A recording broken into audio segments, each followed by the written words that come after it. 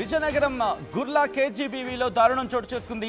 30 మంది విద్యార్థినులు current shock గురయ్యారు. ఇందులో 5గురి పరిస్థితి విషమంగా ఉంది. భారీ ఈదురుగాలులకు తెగిపడింది విద్యుత్ వైర్లు. అక్కడున్న విద్యుత్ వైర్లు తెగిపడడంతో ఆ విద్యుత్ వైర్లు వెళ్లి గోడ మీద పడ్డాయి. అయితే దురదృష్టవశాత్తు ఆ గోడను ముట్టుకోవడం జరిగింది ఈ విద్యార్థినులు. దీంతో 30 మంది విద్యార్థినులు కరెంటు షాక్కు గురయ్యారు.